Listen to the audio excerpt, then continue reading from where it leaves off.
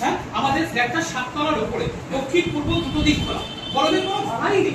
দুটো বেডরুমে একটা ছোট এসি আছে। এখন শুধু শুধু আরেকটা এসি কেনার কি মানে আমি বুঝতে পারছি। আরো একটা এসি নয়, একটা স্প্লিট এসি। ওই একই হলো। হ্যাঁ একই হলো না।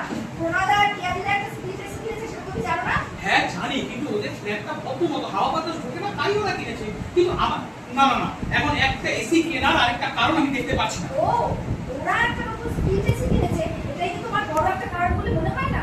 শুধু শুধু এতগুলো টাকা খরচা, এখন অফিসেও কড়াকড়ি চলছে, রোজগারে টান পড়েছে, বোঝার চেষ্টা করো। তুমি কি ভেবেছো? তোমার কথা আমি ভাবি না। ওদের এখন ফেস্টিভ অফার চলছে, 0 ডাউন পেমেন্ট, পুরোটাই ইনস্টলমেন্ট, EMI। এই সময় আবার কি? ও মা, বলো না টিয়াদি, তোমরা এসে শুনে চলে এসো। What a pleasant surprise! আমরা তো তোমাদেরকেই ফোন করতে যাচ্ছিলাম। কতদিন হয়ে গেছে তোমাদের বাড়ি থেকে আসা, ভুলেই গেছো। আজকে তো খেয়ে যেতে হবে, এই আগে থেকে বলে দিতাম। এই হ্যাঁ, আজ রাতে তোরা কিন্তু এখান থেকে খেয়ে তারপর যাবি। হ্যাঁ একটু বস, আমি ভেতর থেকে আসছি। হাতে একদম সবাই এমনিকে মায়ের কাছে রেখে এসেছি, ওকে নিয়ে ফিরতে হবে। আর জানিসই তো, মা আবার তাড়াতাড়ি খেয়ে শুয়ে পড়ে। তোমাদের কাছে কতবার বলেছি, ওদের 3 দিকে বাইরে কোনো স্কুলের হস্টেল রেখে পড়াও। আজকে টুকটুকে দেখনি, যেমন স্মার্ট হয়েছে, তিনি ফট ফট করে ইংলিশ বলে। তো বেশি কি বাইরে অভাব আছে নাকি? শিমলা, উটি, নলিতা, কত পাহাড়। না না, তুমি একদম ঠিক বলেছো। অ্যাকচুয়ালি প্রবলেমটা কি জানো তিস্তা? কি?